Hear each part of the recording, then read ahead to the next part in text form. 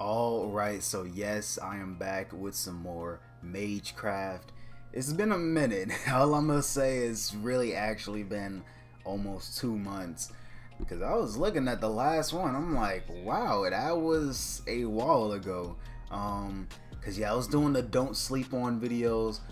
Then the whole schedule got messed up, and now I'm like just uploading things whenever I can until I can finally just get it back to normal. Um, and then yeah, just a lot of stuff, right? But now that it's at least been taken care of, it's like the Prisma Ian movies I'm done with, and I'll just look at the other extra stuff on my own, like OVAs. Um, then I got, because I know I'm gonna start up the El Malloy files, that anime, the Lord El Malloy. So I know I'm gonna have that. But honestly, yeah, right now I don't have much to do, so yeah, I'm gonna just try and bring these out as much as I can. And what is it? The Dead Apostles. Yeah, I do remember those, even if it's been a minute. But yeah, I'm just looking at part two of that right now. So yeah, really, that's it. Just yeah, I know I had to at least bring some type of Magecraft out. Cause I'm like, yeah, it's been a minute. Um, and since I do have the time right now, I'm like, yeah, I'm gonna upload as much as I can, and some more like don't sleep on videos and any other, content you want me to see from those guys, right? But other than that, though, hope you guys will enjoy this. Make sure you like, subscribe, and let's get this reaction started.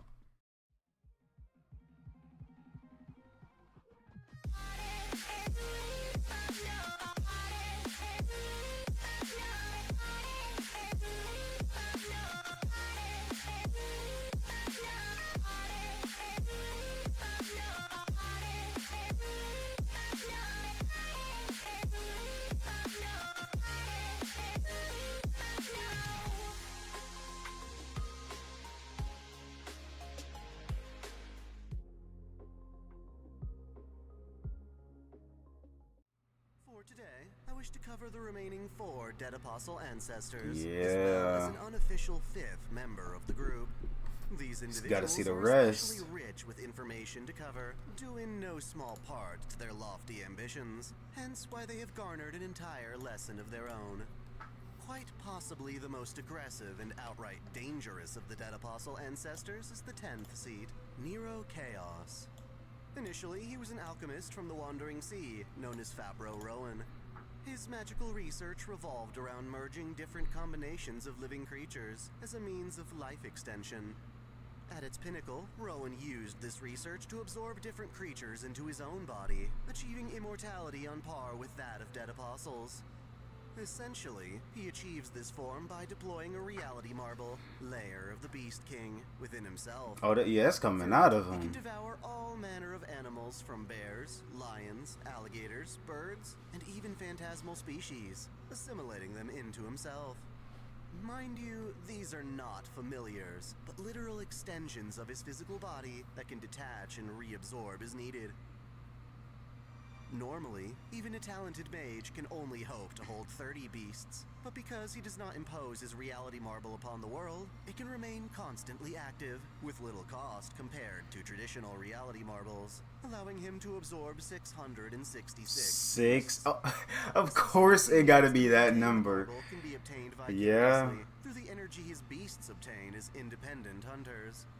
Using this method, he has managed to live for over a millennium, though it is not without consequence. In essence, Type this of beast process has is cost him that his own down identity, there? What? instead allowing his individuality to merge within a collective consciousness A fish formed or from the something? lives Like he's I absorbed. looking Even crazy. so, this was a calculated risk on Rowan's part, with the ultimate goal of understanding and gaining control of the chaos within him. Thus, after embracing this chaos, he's since gone by the name Nero, given to him by the church to signify the number of beasts he's assimilated. Throughout his life, Nero Chaos has wrought havoc upon humanity, his exploits going back as far as the First Crusade, in which he slaughtered people from all sides of the conflict to stain the desert crimson with blood. Despite being a self-created dead apostle, he still suffers from classic ailments such as an aversion to sunlight. Being about during the day will not kill him, but it will weaken his power significantly. Similarly, while he has a vampire's typical mystic eyes of enchantment, his are fairly weak. As one might expect, the longer he lives, the more mana he needs to consume for survival. In the modern day, he can devour over 100 people in a single rampage, and still only have enough energy for a handful of fights. Nevertheless, he remains extremely dangerous, able to dispatch hordes of feral beasts from his tar-like build. Destroying any number of these beasts one by one is a futile effort, as they will merely regenerate within the chaos. Instead, the chaos itself must be killed. Even his own humanoid body is but an extension of the chaos, and will suitably reform once destroyed, unless killed on a conceptual level, via something like the mystic eyes of death perception. In fact, this very thing occurs when Shiki Nanaya severs Nero's chaos via its points of death.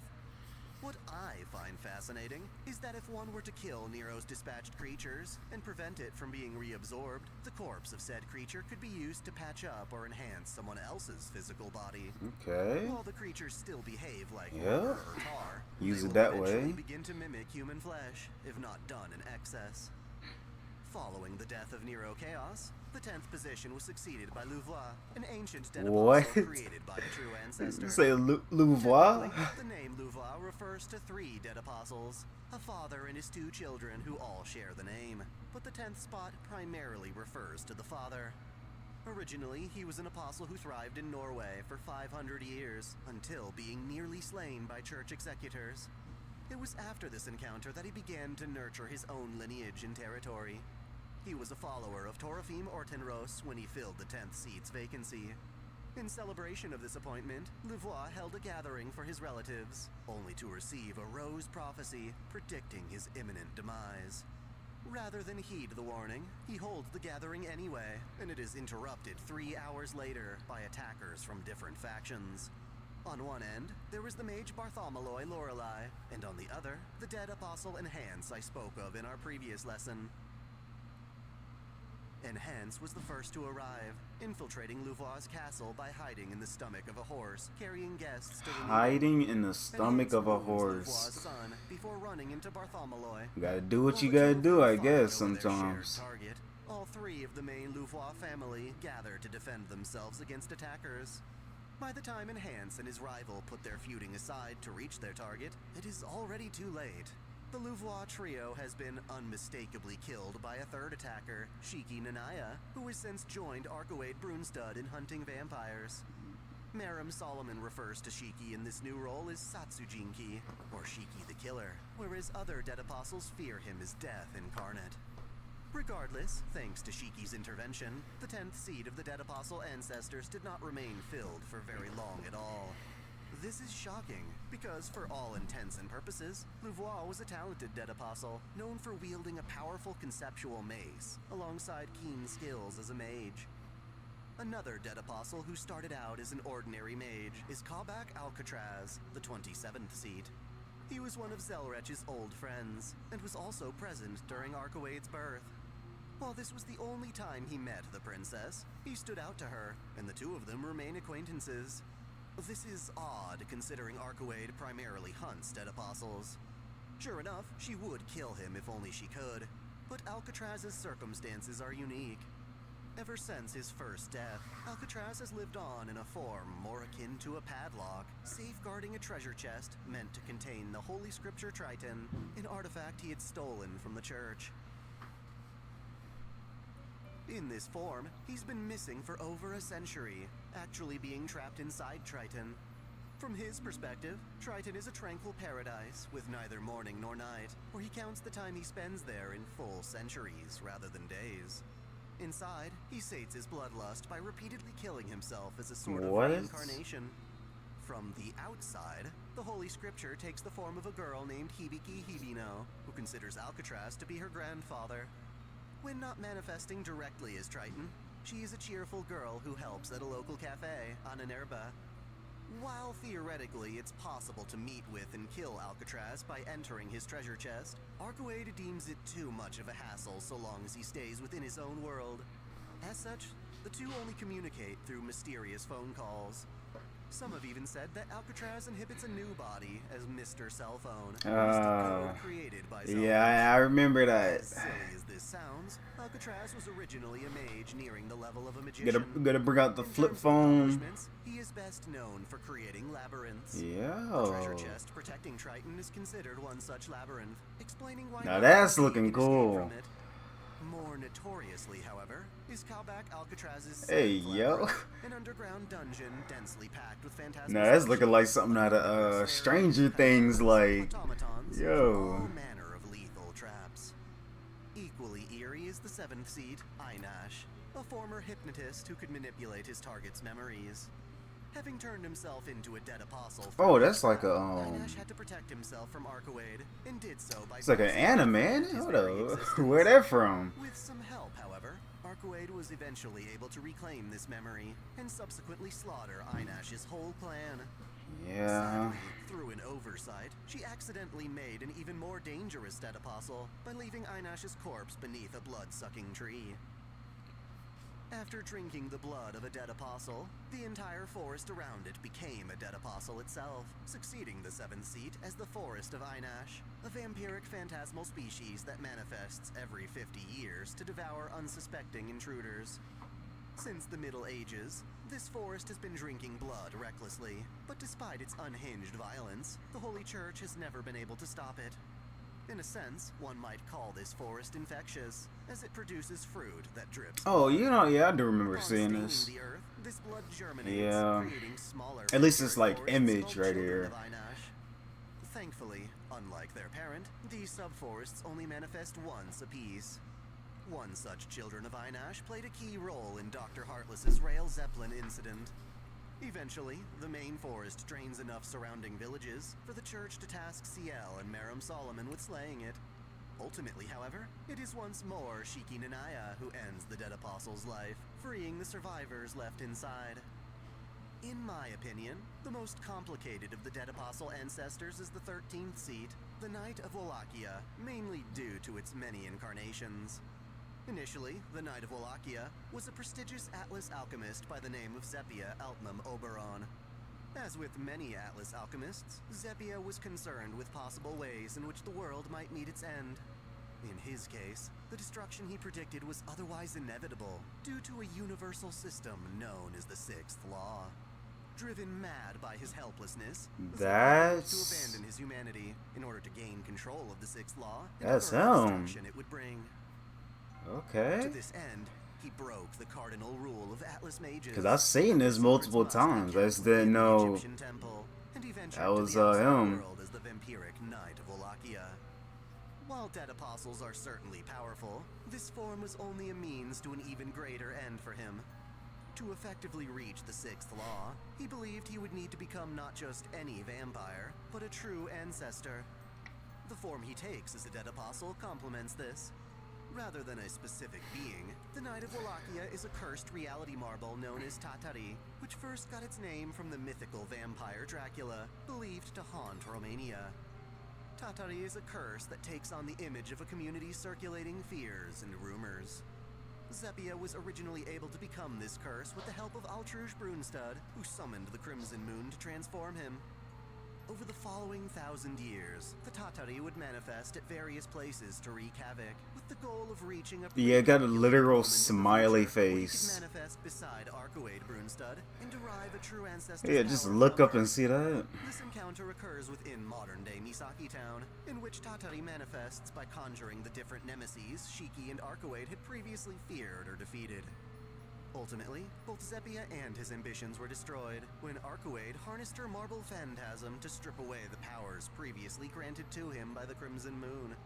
Sadly, however, this battle only ended Zepia's incarnation of Tatari, as the phenomenon was able to spread to descendants.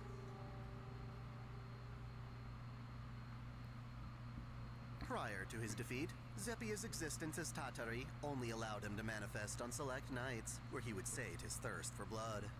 This made Tatari a difficult opponent for the Holy Church, as they couldn't easily determine when or where he might appear next. Even worse, Tatari, being more of a curse than a specific being, could only be harmed by specific tactics and weaponry. As such, 3 years prior, when the church was finally able to pinpoint Tatari's next appearance, they requested Atlas's aid in ending the curse. One of Zepia's descendants, Sion Wallachia, volunteered to take part in the operation alongside her friend, Riesbeif Stridberg, completely What type of weapon is that? The Yo. church and Atlas failed as Tatari slaughtered an Italian village and the combatants. So that Sion could escape, Riesbeif sacrificed herself in futility. Ultimately, Tatari drank 3 liters of Sion's blood, making her a candidate as his successor.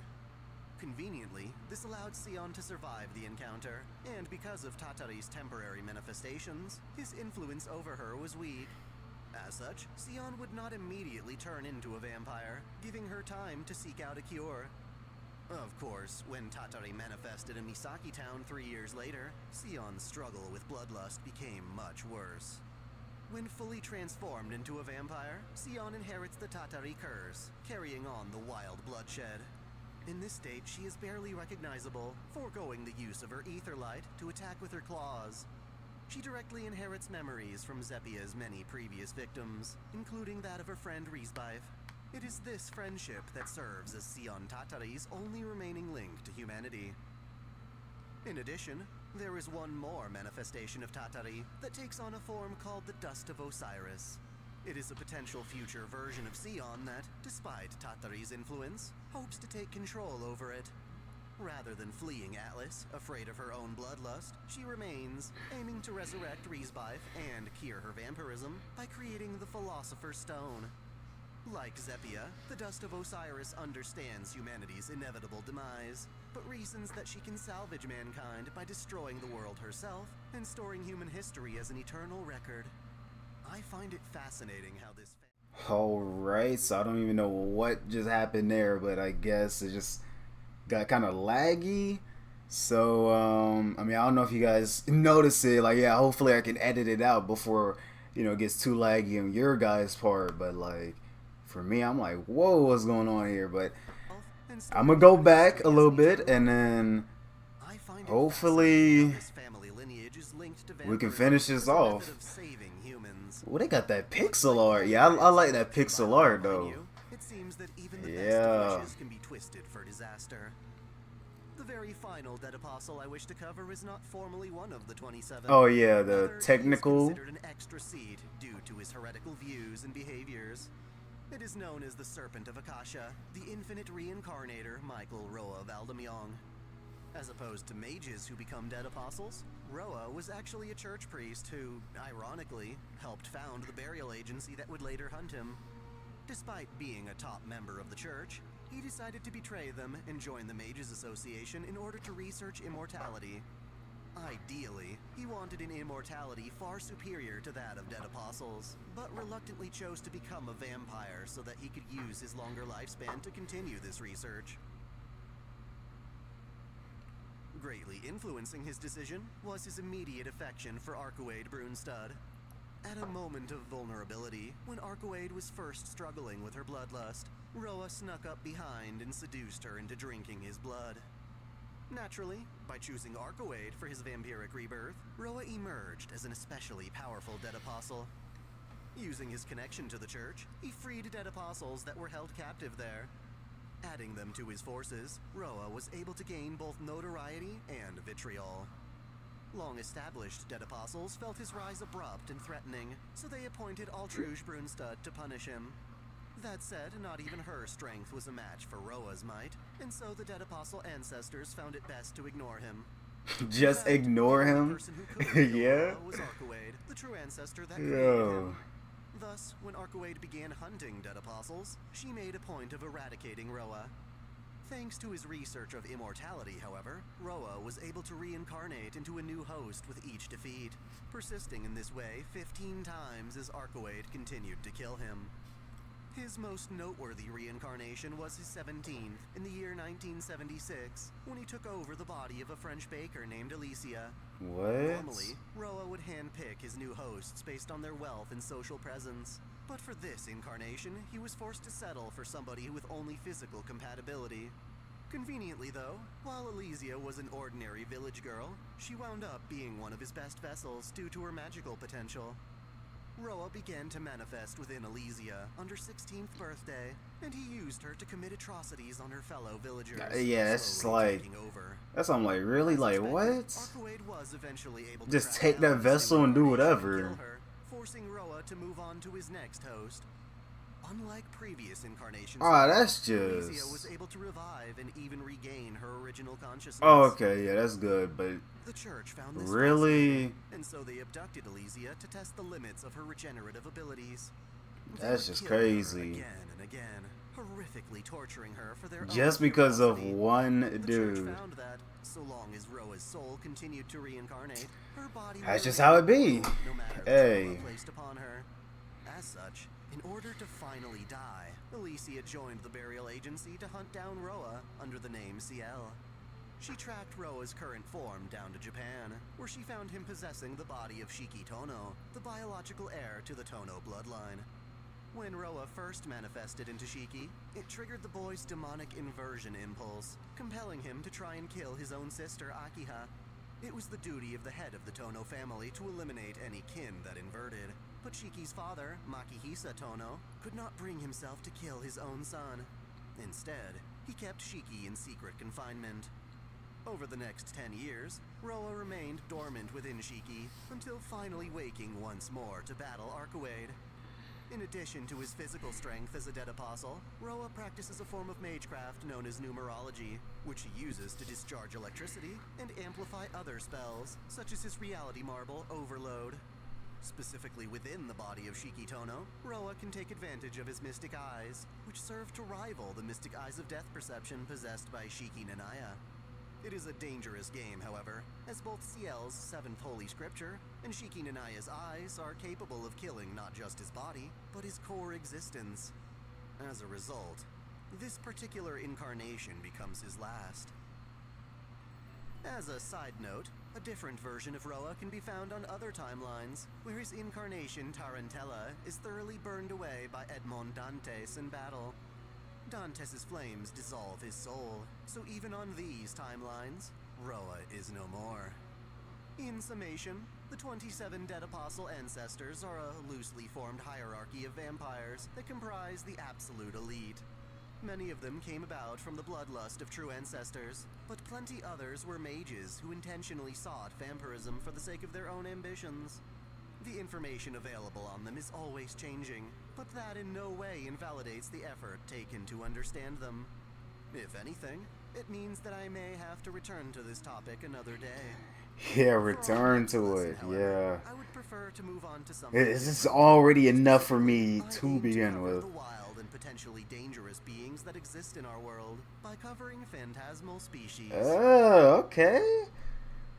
Yeah, definitely gotta look forward to that. But yeah, that should be it for this one. But yeah, let me go back to this first of all. Like, this really be the thing. Like, someone takes over your body and now they're just killing whoever they want to, literally committing every crime possible. You know, if it wasn't in this world, I mean, it doesn't matter what really happens in this world, right? Yeah, there's already magecrafts and all. Even if, you know, they try to keep that under wraps, at least in like Fate Stay Night and all, you know, they try and like not involve people with all that. But honestly, it's like, yeah, if the people do know, then yeah, man, it's like whatever. You literally can just do whatever you want, right? But like real life, it's like that's even worse because yeah, for real. I mean, this could really happen, and you know, there's other anime that just have this happen, and it's unfortunate. Like, you know, you come back to your senses and you're like, whoa, what are you talking about? I killed this person or did this, did that. And now they're going to think you're obviously crazy now because you can't recall anything that you just previously did.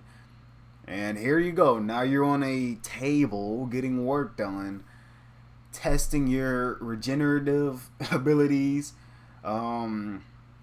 seeing how much you can withstand. I mean,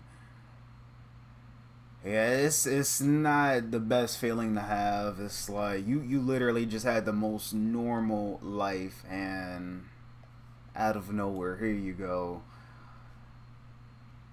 But yeah, stuff like that is just unfortunate. Like you really cannot do anything, and yeah, humans. It's like dang, like sometimes I hate it, and then sometimes it's like, what can you do? Cause it's like when they see something unnatural, and mostly I just see this in movies, right? But they see something unnatural, it's like, okay, we gotta get them. We gotta get this specimen, and that's all they label you as now, like as a specimen, a lab rat. Like now they have to work on you, right? Um, yeah, I don't know, but that's just how it gotta be. Um, yeah, this is definitely a lot. You guys most definitely know I'm not gonna remember all of this, right? Um, if it does pop up again, though, then I'm be like, oh, that's the what was it, the forest? Then I just I'll be like, yeah, I remember seeing like the forest one, right? Yeah. Um, then I know they show well, at least I see this image a lot. So you got that. You got her down there with like the yellow hair. I keep on forgetting that she like one of the main people that be showing up too. I be forgetting the name. Um, yeah. There's just so much fate I gotta look at. Um, cause yeah, the movies. I don't know. I mean, yeah, Prisma Ia, that was definitely something. Um, I mean, yeah, if you guys want to see it, then whatever. But like, yeah, so far I really am planning to just strictly look at some of them just by myself. Cause Prisma Ia is like, I already had like the people excited, right? For like the season 3, and then later, later on. Um, and I can see now why you especially want me to see the movies, because it's like Miyu's origin. I definitely need to see that, and I know you guys want to see that reaction. And then after that, basically showing me from the end of season 3 till basically just finishing it up. And now we still have more story to go through, but still, like, that's exactly what I needed. The last movie I looked at, because it's like, yeah, I gotta wait for like season 4 just to see what happens. But nah, it was literally right there. Um, and yeah, all I had to do was watch the movie. So it was more so like, instead of putting it into episodes, which would be kind of like, yeah, I guess tedious or whatever at that point. Like, yeah, what's the point? Just put it into a movie, right? So that's how I see it. It's like, instead of putting it into episodes, cutting it off, doing all this and that, it's like, might as well put it all into a movie and be done with that part of Ia. And then Miyu's origin, I would get that. Let's see, I would understand that more as a movie, not more so like episodes as well. Cause like it would be good to know as an episode, but it's like, yeah, like I said in that reaction, I'm like, if I already knew about Miyu's origin, like after season 2, like if they put into episodes or something, I would have been like, okay, well, going into season 3, what's the point now? I mean, I kind of know what's going on, and honestly, I don't know like when was the times, because that probably literally is what happened. So I don't know when season 2 came out exactly, and then when the movie came out, like, yeah, what times that happened. But yeah, still, it's like I kind of already know why Shido can't do this, or why Miyu was even here in another world to begin with. But besides all of that, yeah, I know I just went completely off topic, right? But still, it's like, yeah, looking at stuff like this, yeah, definitely want to watch. Um, know more about that. But yeah, this is definitely a lot. And I think, yeah, I mean that's really about it. I mean, yeah, it's just a lot of people that I got to see. Yeah, especially her. Yeah, it's like I usually see these images and all, and I'm like, okay. But now seeing the origin, I'm like, whoa, now it comes all full circle. Now I see exactly who did this and, whose picture was I seeing this whole time. Get a little origin off of them, right? But yeah, that's it. And yeah, I don't know about that whole lagging thing. Like halfway through the video, I'm like, I don't know what went on right there. But hopefully that doesn't happen again. But other than that, though, if you guys did enjoy, make sure you like, subscribe again, and I will see you guys in the next one.